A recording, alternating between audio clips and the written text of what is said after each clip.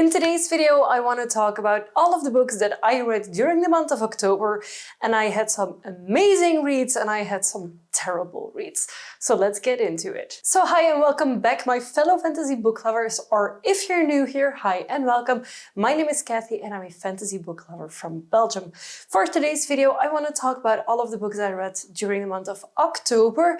If you still hear my voice breaking a little bit, it's because I was ill. I am technically better, but sometimes my voice just goes wee. The first book that I read during the month of October was What Moves the Dead by T. Kingfisher. This is a rather short novel, and this is a retelling of The Fall of the House of Usher, which is something that I personally hadn't read yet and probably will never. This book for me was a disappointment. I didn't feel connected to it. I didn't feel like I was interested in what was happening. So for me, this book fell flat. Hence why I gave it a 2 stars, and I'm currently selling my physical copy because let's be honest, if I don't like a book, I won't recommend it to people, and then what's its use staying on my shelves? After that, I picked up this gorgeous book, which is called Long Live Evil, and I hoped this would be another 5-star read. The setup of the book gives me the impression that there could have been so much more than what actually happens. So the setup of this book is that we have a girl who's terminally ill. Her and her sister are actually obsessed with this book series that they read together, and they have been like dressing up as the characters, etc. And the girl is very ill, and one day someone is beside her bed and tells her like, hey, I'm gonna give you a new chance, and she actually gets like put into the book as one of the characters. She doesn't know which character, and she has 1 month, I believe, to find a flower, and if she finds that flower, she will be revived or come back or whatever. And the character she ends up being is actually like the evil queen of the story as she knows it, but the longer she spends in this world, she notices that everything isn't the way it seemed and that things are changing. So they're not actually following the book, she's actually having like an impact on what happens, etc. And in one of the chapters where I after that chapter I DNF'd it, was a musical scene. So you know, whenever a TV series like Lucifer has this like one episode that's like the musical episode, they did that in book form. And honestly, I feel like the artwork is amazing, the setup sounds amazing, but the book was just done terribly, unfortunately, and I didn't care about anyone or anything happening. I also felt like most of the characters fell flat. The girl was very skinny because she was ill, and then the body she's in now is like heavier and has boobs and stuff. And like she keeps on commenting on the appearance of the character that she now is. And it gets to a point where it gets annoying because she complains and tells you so much about this body, like, we know, stop whining. It's just, it doesn't help the story in any way, shape or form. So unfortunately, I DNF'd this book. I'm also selling this beautiful copy. I do love the artwork, and that's all I loved about this book. And then because I wanted something I knew I would love, I picked up Muse of Nightmares, which is the second book in the Strange the Dreamer duology. Yes, this is still in the plastic. I actually got an e-reader copy of it so I could read it easier on my e-reader in bed instead of reading the physical book. The second book to the duology follows exactly where we left off. I'm not gonna get too much into details, but I felt like this was a second book that didn't have to be there in the way that it was written. We have a lot of building up and having the same group of people from book 1. So we keep following Laszlo Strange, so Strange the Dreamer, and then his Muse of Nightmares, who has become a ghost-like creature. And in book 2, it takes a lot of twists and turns that I did not feel were very necessary. So they're trying to reconnect with everything that is below them. Like things get discovered and uncovered, and basically it took a darker twist with like parallel realms and everything that I was just like, I liked this book. I liked the fact that I was able to go back into the same world as Strange the Dreamer, but I wasn't really sure if the turns that it took were completely necessary. Nonetheless, if you enjoyed Strange the Dreamer, then I could highly recommend also reading Muse of Nightmares, but know that the ending is not very satisfying. And I gave Muse of Nightmares 4 stars. Looking back at it, I would have probably given it a 3 stars instead, but I'm going to keep it at 4. I think if you read it together, like immediately after Strange the Dreamer, it might be better. But because I had a little bit of like time to let it sink down and then read this book, I felt there's also a lot of twists and turns that were like really deep and really like kind of cruel that were unnecessary. So yeah, Muse of Nightmares.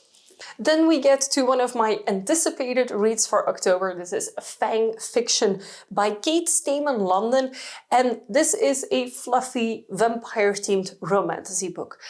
This filled my need of having a fun, lighter read in between reads, so for me this got a 4 stars. In this book we follow a girl who has been obsessed with this book series about vampires living like among them, etc. And one day she encounters one of the characters from the books and she realizes they're real. So in a way, this is the same concept as Long Live Evil. You have someone like normal, like you and me, obsessed with a book series, encounters someone from the books, and actually gets involved with the book. So this is the better version of that. This has a little bit of spice, a little bit of gore. I wouldn't say it's like super explicit spice, but it's still present. I think I would give it 1 or 2 chili peppers. So not a lot, but know that there is romance and that there are things happening because after all, vampires. And overall, I really enjoyed this book, hence why I gave it a 4-star rating. Now do note that this is not like a literary masterpiece, but if you're into romance like me, you might really enjoy this. Up next, I finally read Carmilla by Sheridan Le Fanu. And I read this for the sole purpose of knowing source material from which nowadays vampire tales are pulled. And if you have seen my very big video about vampire books, this is one of the classics that I referenced together with Bram Stoker's Dracula because I feel they laid the foundations for vampire literature. Did I enjoy reading this book? It's very short. And let's just say it's very lucky that it's very short because otherwise I'm not sure if I would have finished it. We follow a girl with her father who live in a castle. And one day when they're walking outside, a carriage actually stops. Something happens with the carriage. They're asking for help. And the woman leading the carriage actually asks the father of the girl if her daughter can stay with them until she returns because her daughter is ill. Her daughter is, of course, Carmilla, the vampire. And in this book, there is like a little bit of a romance line. There's a little bit of horror in it as well. It's a little bit gory in moments, but not like into too much details. And I felt annoyed and frustrated by this book for some reason. It's also written in older English than what I'm used to reading. So if you're not native, this book might not be for you in English. If you, like me, are obsessed with vampires and you want to know the origin story, highly recommend reading this. If that's not really the purpose for you, then you might as well skip this book. It's really not worth your time. And finally, to end October, I still read 2 other books that I actually read on my e-reader. The first one was Ruthless Fae from the Zodiac Academy series. This is book 2 in that series, and I honestly can't tell you much about it because it's very forgettable. The twins are still in school, they're still being bullied, stuff is still happening to them. Like, I'm not sure if I will continue the series at this point. Apparently it gets very, very good further on in the series, but like I finished 2 books and it's still going nowhere. I don't know if I will stick to it. I know there's a lot of people who love Zodiac Academy. It might be something that I keep reading like in between other reads whenever I feel like it, because I do have like the entire series on my e-reader because they were very, very cheap.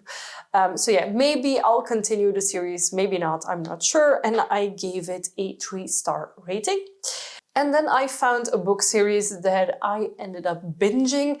As you will see from my November reading wrap-up, I started the first book in the trilogy, which is called Bound to the Vampires by Traci Lovelot, and the first book is called A Match Made in Hell. Now this is reverse harem, so we have one female main character and 3 male main characters, and they end up together, and this is very spicy, very romance-based, but there is a bigger story going on. The main story is that the female main character is actually a vampire hunter, demon hunter, protecting the city that she lives in from the infernal realm, which is a realm that is broken through into the normal world, and they've built walls around it, but sometimes creatures escape. So she kills them, hunts them, etc. And she also does patrols on the wall, so they make sure that no creatures escape. The 3 men that she's being put on a case together with, because she works for an investigation, police type system, but then for supernatural creatures. She is put together in a team with 3 men that all 3 are vampires. And at that point, she's convinced that vampires are evil, vampires have bloodlust and only attack people, but then she actually discovers that that's not always the case and that she's been lied to for a few years. And with these 3 men, of which one is her ex, the other one is his twin, and the third one is the ex from the twin. So they're all kind of connected already to each other before being put together on this unit. Now this unit is set up to fail, but they don't fail at what they do, and it's actually quite enjoyable.